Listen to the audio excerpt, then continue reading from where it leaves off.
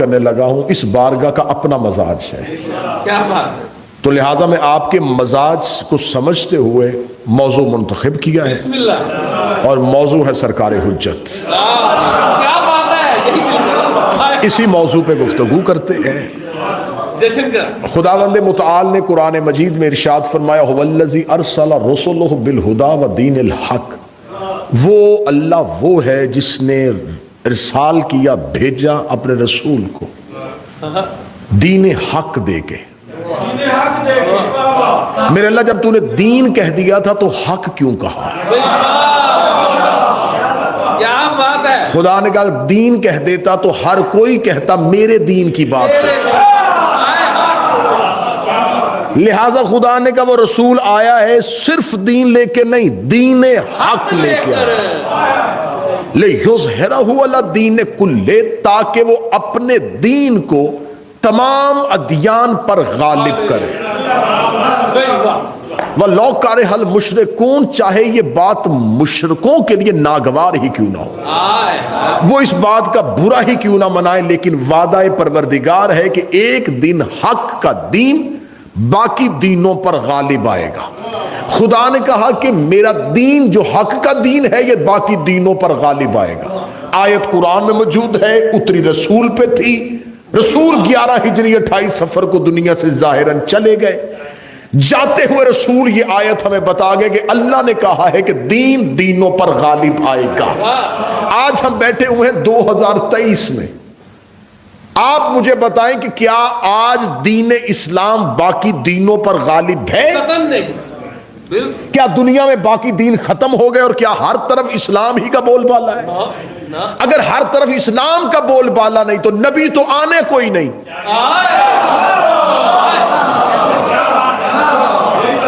نبی تو اترنا کوئی نہیں۔ خدا نے قرآن میں وعدہ کر دیا ہے کہ میں دین کو دینوں پر غالب کروں گا۔ میرے مالک یا تو کہہ دیتا کہ میں کوشش کروں گا کہ غالب کروں، تو نے کہا میں نے کرنا ہی کرنا ہے، اور جو تو کہہ دے وہ تو کر دیتا ہے۔ نبی دنیا سے چلے گئے، آیت آج بھی قرآن میں ہے۔ اب مسلمانوں کے پاس دو رستوں میں سے ایک رستہ ہے، دونوں میں سے مرضی کا چنو، یا تو آیت قرآن سے واپس لے لو کہ یہ دعویٰ پروردگار تھا ہی نہیں، یہ اللہ کا دعویٰ ہی نہیں ہے، کیونکہ یہ دعویٰ آج کے ماحول میں سچا ثابت نہیں ہو رہا۔ آج کوئی یہودی کہے گا تمہارے قرآن میں آیت ہے کہ دین دینوں پر غالب آئے گا، تمہارا اسلام تو غالب ہی نہیں ہے، بتاؤ قرآن کی صداقت کہاں جائے گی؟ یا تو قرآن کی صداقت پہ انگلی اٹھانی پڑے گی یا ماننا پڑے گا کوئی آئے گا جو دینوں کو غالب کرے گا۔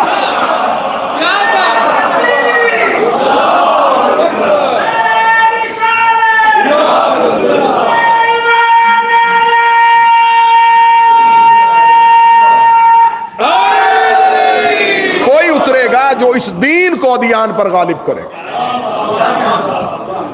بڑی سلجھی ہوئی سنجیدہ ترین مجلس آپ کو سنانا چاہوں گا۔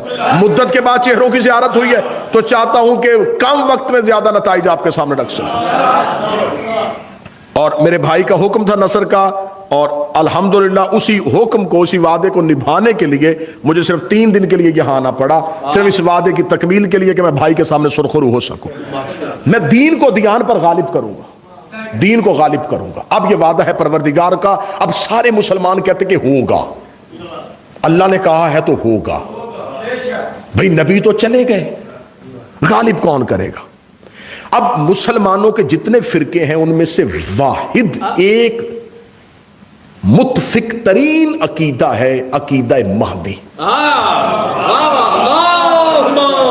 جو تمام مسلمان فرقوں کے درمیان اختلاف نہیں ہے۔ ہر فرقہ یہ کہتا ہے کہ ایک امام آئے گا، کوئی فرقہ اس میں یہ وجہ اختلاف ہے ہی نہیں۔ یہ خلافت علی نہیں، امامت مہدی ہے۔ کہ کوئی تسلیم کرے کوئی نہ تسلیم کرے، سب نے تسلیم کیا۔ میں فرقوں کی بات نہ کروں گا، میں پھر بھی حق بجانب ہوں۔ ادیان عالم متفق ہیں، ہر مذہب کے ہاں انتظار ہے۔ یہودی بھی کہتے ہیں کہ ایک آئے گا، عیسائی بھی کہتے ہیں کہ کوئی آئے گا، ہندو بھی کہتے ہیں کہ کوئی آئے گا۔ حتیٰ کہ میں نے پڑھا ہے کہ جو دہریہ مذہب ہے، جن کی ہاں کوئی وجود نہیں ہے اللہ کا، جو لا مذہب ہے، وہ بھی یہ کہتے ہیں کہ کوئی اللہ نہیں، لیکن یہ دنیا کسی وجہ سے ختم ہوگی، یعنی کہ وہ امام کا نہیں، وجہ کا انتظار کر رہے ہیں۔ لیکن تمام ادیان، تمام مسالک، پوری کی پوری انسانیت متفق ہے کہ اس دنیا کے ختم ہونے سے پہلے کوئی آئے گا۔ اب میں ادیان عالم پہ جاؤں گا تو بہت لمبی بحث چلی جائے گی، یہ تقریر اشروں پہ محیط ہو جائے گی۔ اس کو بالکل سمیٹتے ہوئے ایک مجلس پہ لے کے آنا ہے تو میں ادیان سے نکل کے اسلام کے دائرے میں آتا ہوں۔ مذہب اسلام کے جتنے فرقے ہیں، شیعہ کے علاوہ، دیکھیں میں نے کبھی بھی منبر پہ یہ نہیں کہا کہ شیعہ فرقہ ہے، یہ دشمن کا لفظ ہے، دشمن کو جچتا ہے۔ شیعہ فرقہ نہیں، شیعہ مذہب ہے۔ فرقہ کہتے ہیں گروہ کو، فرقہ کہتے ہیں کسی مرکز سے ٹوٹی ہوئی شاخ کو۔ شیعہ باقی فرقوں کی طرح فرقہ نہیں، شیعہ عین مذہب ہے، شیعہ ہی اسلام ہے۔ یہ باقی شیعت سے ہٹے ہوئے فرقے ہیں۔ شیعہ کو فرقہ نہیں کہنا، شیعہ کو فرقہ نہیں کہنا کہ ہم شیعہ فرقے سے تعلق رکھتے ہیں، نہیں، شیعہ مذہب سے تعلق رکھتے ہیں، ہم عین مذہب ہے۔ ہمارے مذہب کے علاوہ جتنے بھی فرقے ہیں ان کے ہاں بھی ہے کہ امام مہدی کا ظہور ہوگا، لیکن فرق ہے دونوں عقائد میں، وہ میں فرق کھول کے بیان کروں گا تاکہ 2 + 2 = 4 اور بالکل دودھ کا دودھ پانی کا پانی ہو۔ ہمارے ہاں ہے کہ وہ آ چکے ہیں اور اب ان کا ظہور ہونا، ان کے ہاں ہے کہ نہیں، آنا انہوں نے ہے، کیونکہ ان کے ہاں ترمذی میں اور سیاہ میں یہ متفق ترین حدیث ہے کہ نبی نے کہا تھا کہ آخری زمانے میں میرا ایک بیٹا آئے گا جس کا نام میرے نام کے ساتھ ملتا ہوگا۔ اچھا یا رسول اللہ، اگر یہی بتانا تھا تو آپ کا تو ایک ہی نام ہے، آپ یہی بتا دیتے کہ نام کیا ہے، لیکن رسول نے یہ نہیں کہا کہ یہ نام ہوگا، فرمایا اس کا نام میرے نام سے ملتا ہوگا، اور وہی زمانے میں آئے گا اور دنیا کو عدل اور انصاف سے بھرے گا جیسے وہ ظلم اور جور سے بھر چکی ہو۔ اب یہ ان کے ہم متفق، متواترہ، صحیح اسناد کے ساتھ حدیث موجود ہے۔ اب انہوں نے آ کے اس حدیث میں تھوڑی سی اپنی طرف سے ایڈیشن کیا وہ کہتے ہیں آنا ہی اس نے ہے جس کا لقب مہدی ہے، لیکن وہ ابھی پیدا ہوں گے، پھر جوان ہوں گے اور پھر وہ زمانے کے سامنے ظاہر ہوں گے، لہٰذا ان کے ہاں کہ امام مہدی جو ہے انہوں نے ابھی پیدا ہونا ہے۔ ہم کہتے ہیں کہ وہ آ چکے ہیں، انہوں نے ظاہر ہونا ہے۔ اب میں شیعہ سے نہیں، میں اپنی قوم کو دلیل دینے لگا ہوں، اور دلیل اتنی وزنی دینے لگا ہوں کہ اس میں سوال اٹھے گا ہی نہیں۔ آپ پوچھئے گا کہ آپ کے ہاں امام مہدی کا تصور ہے، وہ کہیں گے ہے، وہ دنیا میں آ چکے۔ نہیں، یہ شیعوں کا عقیدہ وہ دنیا میں آ چکے، ہمارا عقیدہ ہے کہ وہ پیدا ہوں گے۔ اچھا تو ان کا لقب کیا ہے؟ مہدی۔ تو آپ انہیں امام مہدی کہتے؟ جی ہم امام مہدی کہتے۔ تو جو پیدا ہوا ہی نہیں وہ امام کیسے؟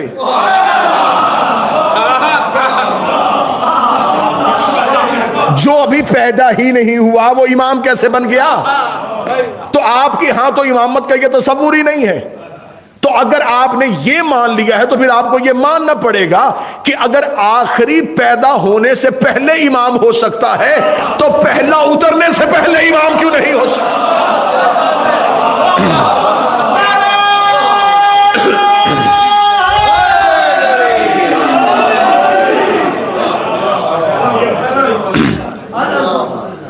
وہ یہ کہتے ہیں کہ جی وہ دنیا میں آئیں گے، دنیا میں اتریں گے۔ اب ان کے پاس جب میں نے ان کے علماء سے بحثیں کی، جب ہماری ابحاث ہوئیں تو ہم نے ان سے پوچھا کہ جب آپ کے ہاں یہ حدیث بھی ہے اور ہمارے ہاں بھی یہ حدیث ہے تو ہمارے ہاں نام بھی ایک ہے، ایک ہی نام ہے، اور یہ بھی نہیں کہ آپ کہیں کہ وہ کسی اور نسل سے ہوں گے، نسل بھی ایک، خاندان بھی ایک، ہماری مشترکات زیادہ اکٹھی ہیں، لیکن ایک چیز پہ آپ اختلاف کر رہے ہیں کہ نہیں وہ پیدا ہوں گے۔ اس کی وجہ کیا ہے؟ وہ کہتے ہیں ہمارے پاس وجہ یہ ہے کہ یہ آپ شیعوں کی بات ہے، کیسے ہو سکتا ہے کہ کوئی اتنی دیر زندہ رہے؟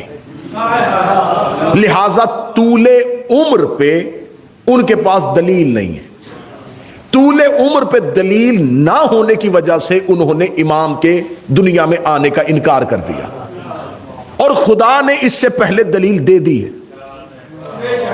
اب میں اس کا جواب آپ کو دینے لگا ہوں کہ جب آپ سے یہ کوئی یہ کہے کہ یہ کیسے ہو سکتا ہے کہ آپ کا امام اتنی دیر سے زندہ ہے، اتنی دیر زندہ کوئی کیسے رہ سکتا ہے، اب میں دلیل دینے لگا ہوں۔ نبی کے جانے کے بعد سلسلہ نبوت ختم ہوا تھا، سلسلہ ہدایت ختم نہیں ہوا۔ کیا بات، سلسلہ نبوت رکا تھا، سلسلہ ہدایت نہیں رکا تھا۔ اگر نبی آخری نبی کے جانے کے بعد ہدایت کا سلسلہ بھی رک گیا تھا تو پھر نبی کے آنے کے بعد جو لوگ پیدا ہوں گے وہ اللہ سے بروز قیامت کہہ سکتے ہیں کہ میرے مالک ہمارا کیا قصور ہے، تو نے گمراہ کرنے والا تو رکھا اور ہدایت کرنے والا رکھا ہی کوئی نہیں۔ وہ جو گمراہ کر رہا تھا وہ ہمیں سرعام گمراہ کر رہا تھا اور ہم دائیں بائیں دیکھ رہے تھے، کوئی ہدایت کرے، کوئی ہدایت کرے، کوئی ہدایت کرے۔ جب ہم نے دنیا کے تمام مذہب اسلام کے فرقوں سے پوچھا ہمیں بتاؤ کہ گمراہ کون کرتا ہے، وہ کہتے ہیں ابلیس کرتا ہے۔ ہم نے کہا رہتا کہاں ہے، کسی ایک جگہ پہ، کہتے ہر جگہ پہ چلا جاتا ہے۔ ہم نے کہا ہے کہاں پہ، شکل کیسی ہے، کہتے ہے مگر نظر نہیں آتا، ہے مگر نظر نہیں آتا، ہے مگر نظر نہیں آتا۔ یہ تو اپنے اپنے مقدر کی بات ہے، کسی کا شیطان زندہ ہے، کسی کا امام زندہ ہے۔ کسی نے شیطان کی غیبت کو مان لیا اور امام کی غیبت کو نہ مانا۔ یہ عدل الہی کے خلاف ہے کہ وہ کوئی گمراہ کرنے والا تو رکھے اور ہدایت کرنے والا نہ۔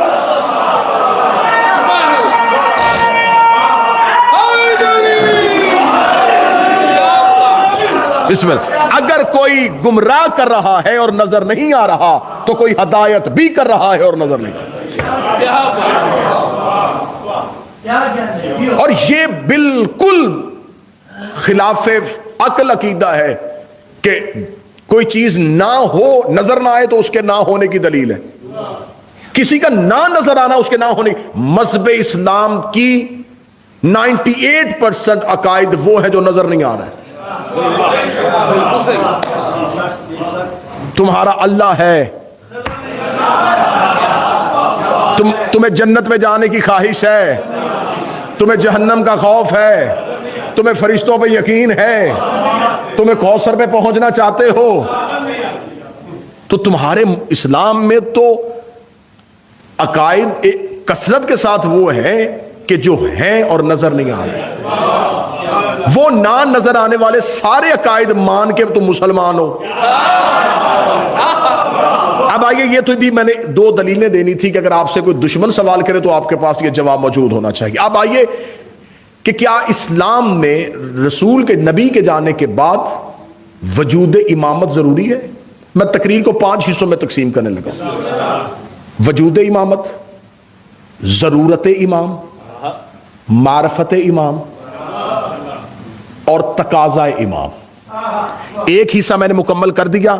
اب آئیے پہلے اگلے حصے کی طرف بڑھتے ہیں کہ کیا زمین پہ امام کی ضرورت ہے کہ نہیں۔ زمین پہ امام، ہر دور میں زمین پہ اس کا کوئی نمائندہ ہونا ضروری ہے۔ یہ زمین جو ایک گولا ہے، اس کے اندر اس کا ایک نمائندہ یہاں ہونا ضروری ہے، کیا بات، کیونکہ وہ خدا ہے اور وہ ہم میں اتر نہیں سکتا۔ اس کا کام ہے ہدایت پہنچانا، اس کا کوئی نہ کوئی نمائندہ یہاں ہونا ضروری ہے، اور جس کو نمائندہ بناتا ہے اسے مکمل اختیار دیتا ہے،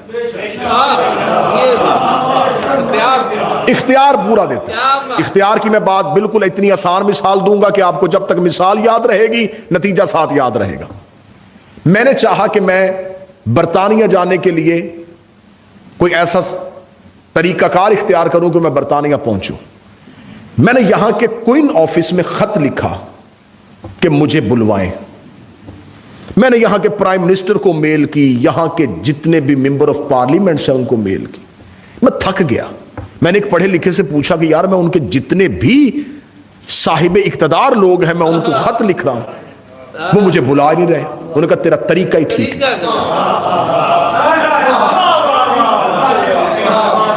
میں نے کہا پھر کون بلوائے گا؟ انہوں نے کہا تیرے ملک میں ان کا ایک نمائندہ بیٹھا ہے،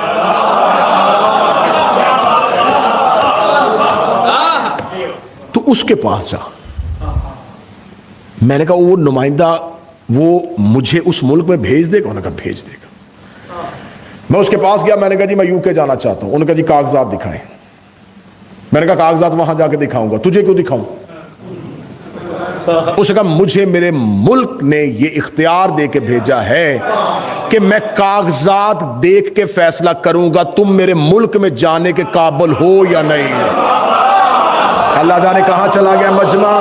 मैं तो जोर भी नहीं लगा रहा कि ताकि तुम्हारे ज़हनों पे बुरा न गुजरे।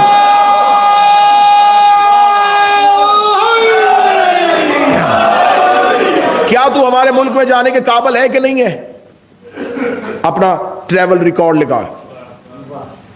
किसी मुल्क ने तेरा वीजा रिफ्यूज तो नहीं किया? अगर किया है तो किसी वजह से किया होगा, वो वजह बता क्यों किया था। अपनी पूरी हिस्ट्री हमें बता, कहां कहां गया था।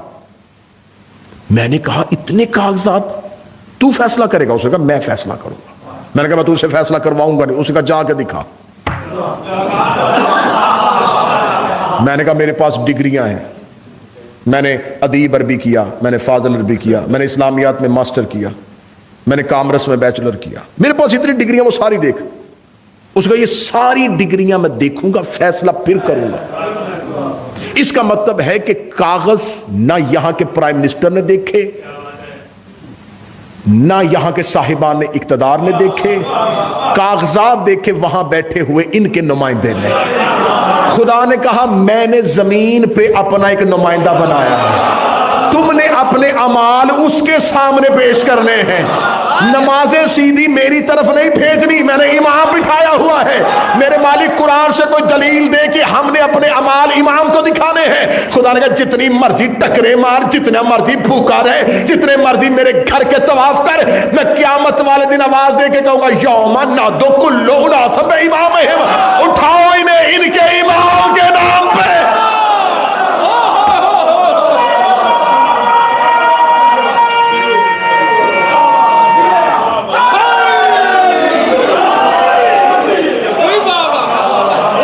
मिसाल इसलिए दी नतीजा याद रहे। मुझे उसने कहा मैं कागजात देखूंगा। उसने कागजात देखे, तमाम चीजें देखने के बाद उसने फैसला किया हाँ ठीक है। उसने मुझे वीजा दे दिया। मैंने वो पूरी की पूरी फाइल पकड़ी और मैं सीधा एयरपोर्ट पे चला गया। मैंने उन्हें जाके कहा ये मेरी फाइल, मैं यूके जाना चाहता हूं। उन्होंने इतने ज्यादा कागजात देखे। ये क्या सब कुछ? मेरी डिग्रियां। उसकी डिग्रियां छोड़, पासपोर्ट किधर है? मैंने कहा पासपोर्ट की क्या जरूरत है? डिग्रियां नहीं बता रही कि मैं काबिल हूं।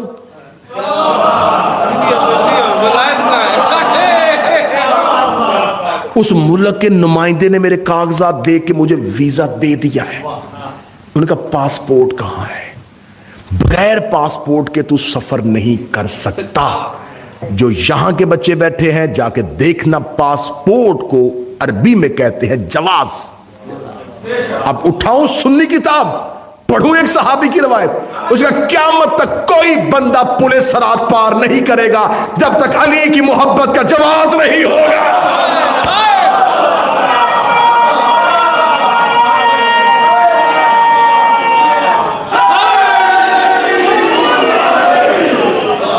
जमीन पर इमाम की जरूरत है।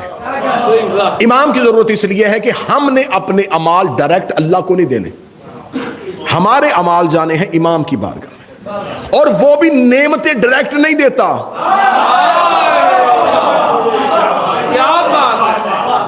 वो भी इमाम के हवाले करता है। देता वही है, देता वही है, देता इनके वसीले से। लिहाजा इमाम जो है वो सिर्फ हमारी मजबूरी का नाम नहीं, तौहीद को भी जरूरत है इमाम की। इमामत जरूरत इंसान नहीं, जरूरत तौहीद है।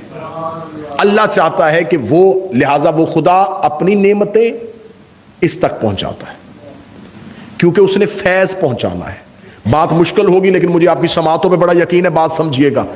जमीन का एक रेत का जर्रा, एक चींटी का मुंह और एक छोटा सा पत्ता बगैर उसके फैज के लम्हा नहीं गुजार सकता।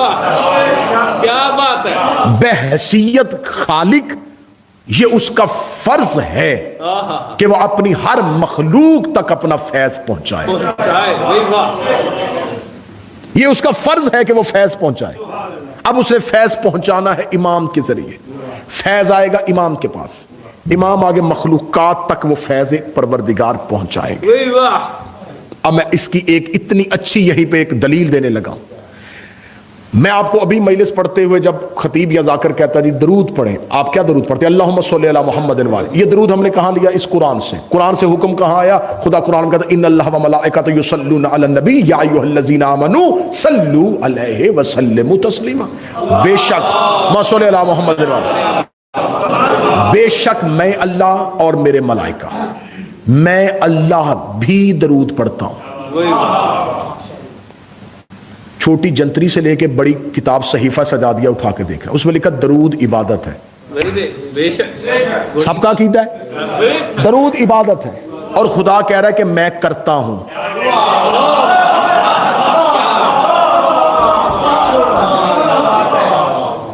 میں تو بالکل سامنے بیٹھا ہوں. ابھی بات کریں, یا تو یہ کہیں درود عبادت نہیں, درود عبادت ہے. خدا کہتا میں کرتا ہوں. میرے مالک تجھے بھی عبادت کی ضرورت ہے, تو معبود ہے, تیری ہوتی ہے. تیری تو ہوتی ہے. اگر ہم یہ عقیدہ رکھیں گے کہ وہ عبادت کرتا ہے تو یہ ماننا پڑے گا وہ کسی کی کرتا ہے, جس کی کرتا ہے وہ کوئی اللہ ہے. پھر اللہ دو ہو جائیں گے. اللہ بھی ایک رکھنا ہے, آیت بھی ماننی ہے, درود بھی پڑھنا ہے. تینوں چیزوں میں سے چھٹی کسی چیز میں نہیں ہونی. اللہ بھی ایک ماننا ہے, آیت بھی قرآن کی ہے, درود بھی ہم نے پڑھنا ہے. بچنے کا راستہ کہاں ہے؟ دلیل کہاں ہے؟ خدا کہتا ہے ان اللہ و ملائکۃ, میں اور میرے فرشتے پڑھتے ہیں, تم بھی پڑھو. ایسا ہی ہے یہ آیت. ہم نے اس آیت کے تناظر میں خدا نے کہا تم پڑھو, ہم نے آگے سے کیا پڑھا؟ اللہم صلی علی محمد والے. ترجمہ کرواؤ, ترابی صاحب سے کرواؤ, کسی عالم دین سے کراؤ. خدا نے کہا درود پڑھو, ہم نے کہا اللہم صلی علی, اے میرے اللہ تو پڑھ.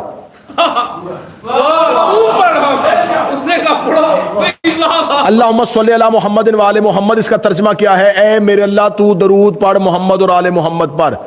اس نے کہا صلو علیہ, تم پڑھو. ہم نے کہا تو پڑھ. وہ کہہ رہا تم پڑھو, ہم کہہ رہے تو پڑھ. تو درود کدھر ہے؟ وہ کہہ رہا تم درود پڑھو, اس نے حکم دیا ہے, ماننا واجب ہے. اس نے کہا اقیم الصلاۃ, نماز قائم کرو. اور ہم کہیں تو پڑھ. وہ حکم دے رہا درود پڑھو, اور ہم کیا کریں؟ اللہم صلی علی محمد والے محمد. لو پھر حسینیہ میں اس نوکر ماتمی عزادار سے اگلا جملہ سننا. یہ جو ہم درود پڑھتے ہیں یہ درود نہیں, درود کی دعا ہے. جسے تم درود سمجھ کے پڑھ رہے ہو یہ اصل میں درود کی دعا ہے. اللہم صلی علی, اے میرے اللہ تو پڑھ. وہ کہہ رہا تم پڑھو. اب میں اپنی زبان سے کہوں کہ میرے خیال میں یہ دلیل ہے, تو معصوم کا فرمان ہے ہمارے منبر پہ کوئی خیال پڑھے تو یہاں سے پکڑ کے اتارنا. یہ خیالات کے مجموعے کا نام نہیں, یہاں پر فرمان معصوم سے سہارا لینا ہے. میرے چھٹے شہنشاہ سے ایک بندے نے آ کے پوچھا مولا درود کسے کہتے ہیں؟ مولانا نے فرمایا درود ہے اصل میں خالق سے فیض لینے کا نام. سنیے گا, سمجھیے گا. بول پڑیں گے تو نتیجہ ضائع ہو جائے گا, کیونکہ انسان جب بولتا ہے تو دماغ کام نہیں کر رہا ہوتا. لہذا تھوڑی دیر کے لیے بالکل سکوت اختیار کیجئے گا, لیکن جملہ وصول کیجئے گا. اصل درود کیا ہے؟ فرمایا خدا کہہ رہا تم پڑھو, ہم نے کہا تو پڑھ. درود وہ چیک پوائنٹ ہے جہاں خدا فیض پہنچاتا ہے, مخلوق لیتی ہے. تو جب وہ پہنچا رہا ہوتا ہے تو وہ انہیں وسیلہ سمجھ کے انہیں مان رہا ہوتا ہے. جب ہم لے رہے ہوتے ہیں تو ہم انہیں وسیلہ سمجھ کے ان سے فیض لے رہے ہوتے ہیں.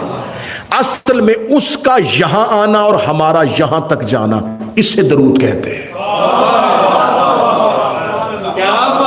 پوری دنیا ڈیمانڈ اینڈ سپلائی پہ ہے, لینا اور دینا, اس سے کہ باہر کچھ ہے ہی نہیں. خدا نے دینا ہے, ہم نے لینا ہے. جہاں جا کے یہ کاروبار ہوتا ہے اس جگہ کو درود کہتے ہیں. اب اس جگہ کو اس نے کھول دیا, اس نے کہا میں بھی محمد و آل محمد کو دیتا ہوں. ہم نے کہا ہم بھی انہی سے لیتے ہیں, لہٰذا ہم نے بھی اسے مان لیا, اس نے بھی انہیں مان لیا. اس ماننے کو درود کہتے ہیں. ہم ہم نے بھی مانا کہ تو انہیں دے گا اور ہم یہاں سے لیں گے. اللہم صلی علی, یہ ہے درود کا پہلا حصہ.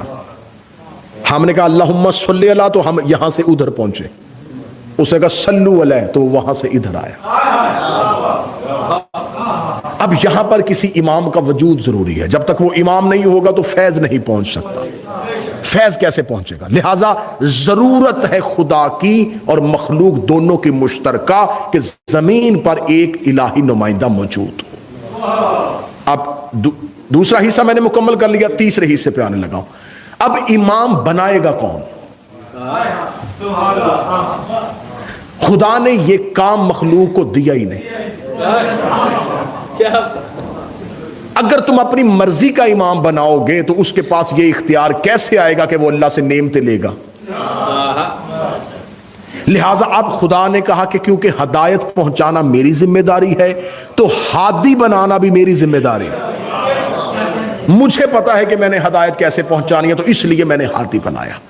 اب ہمارے ہاں 12 آئمہ ہیں اور یہ میرے مذہب کی سچائی ہے.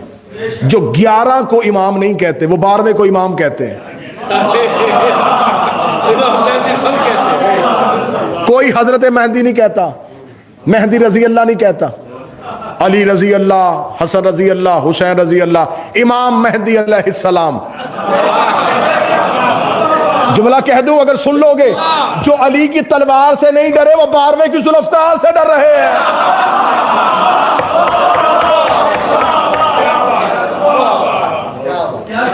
یہ ہے 12ویں کی ذوالفقار. چھٹے شہنشاہ کا ایک نوکر تھا, اس کا نام تھا حشام. میرے مولا اس کے شاگرد رکھتے تھے. اس دور میں ایک بہت بڑا مناظر مشہور ہوا, عمرو بن عبیدہ. بڑا مشہور ہو گیا جی, یہ اتنی بہتر دلیل دیتا ہے کہ کوئی اس کے سامنے منہ ہی نہیں کھولتا. عمرو بن عبیدہ نے چھٹے امام کے دور میں یہ عقیدہ پھیلا دیا کہ زمین پہ امام کی ضرورت نہیں ہے, ضرورت ہی نہیں ہے امام کی. اور اس نے اپنے اس دعوے پہ دلیل کیا دی؟ اس نے کہا دیکھو نبی ختم ہو گئے, نبوت کا سلسلہ رک گیا اور خدا نے آخری آیت بھیج دی, الیوم اکملت لکم دینکم, میں نے اپنا دین مکمل کر دیا. جب خدا نے دین مکمل کر دیا, نبی بھی مکمل کر دیے, تو اب امام کی کیا ضرورت ہے؟ جب دین مکمل ہی ہو گیا تو امام کون سا دین لے کے آئے گا؟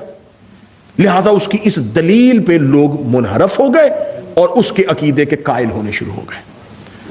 اب عمرو بن عبیدہ جو تھا اس کا یہ فاسق عقیدہ مشہور ہونا شروع ہو گیا. اس نے امام صادق کو مناظرے کا چیلنج کر دیا. اب امام خود اس کے سامنے جاتے تو یہ امامت کی توہین تھی. امام نے کہا حشام اس سے مناظرہ کر کے. حشام گیا اور حشام نے جا کے اس سے کہا کہ مناظرہ کرتا ہوں, بتا. اس سے کہا تو مجھے بتا کہ زمین پہ امام کی ضرورت کیسے ہے, میں چھٹے امام کا دور پڑھ رہا ہوں. جب کچھ زمین پہ امام کی ضرورت کیسے ہے, حشام نے کوئی کتاب نہیں اٹھائی, قرآن کی کوئی آیت, دلیلیں تھی حشام کے پاس.